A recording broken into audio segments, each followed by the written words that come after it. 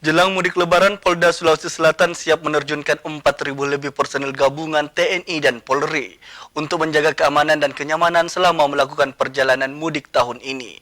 Selain personil disiapkan, Polda Sulsel juga menyiapkan 63 titik pos PAM di sejumlah daerah di Sulawesi Selatan.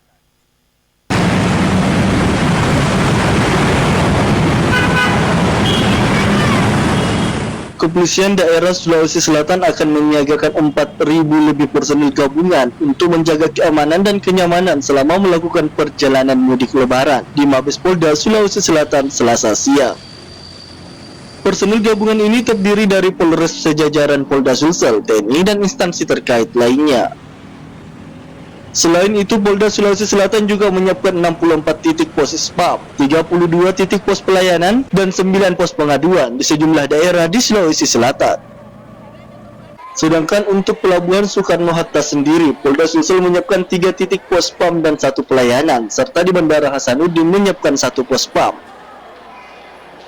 Kabid Humas Polda Sulsel Kombes Pol Komang Suartana mengungkapkan, selama melakukan mudik Lebaran, para pemudik tetap memperhatikan barang bawaan, serta memperhatikan kondisi rumah sebelum ditinggalkan, apakah sudah dalam kondisi terkunci.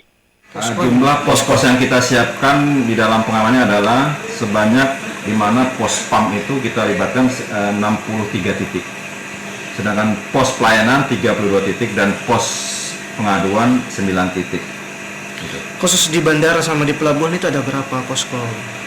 Untuk di pelabuhan itu ada pos PAM itu ada 3, posiannya ada 1, dan pos terpadu ada 1. Kalau di bandara sendiri, Bang? Sama? Untuk di bandara sendiri itu ada 1 pos PAM. Kami menghimbau, ya, dari Polda menghimbau kepada seluruh masyarakat apabila meninggalkan rumah, ya, silakan untuk pertama melihat situasi rumahnya terkunci atau belum, ya, yaitu memberikan informasi ke tetangga terdekat dan tetap melakukan pengecekan terhadap air, kompor, apakah masih hidup atau tidak, ya. Dan juga untuk mengunci kendaraan-kendaraannya sehingga terhindar dari pencurian.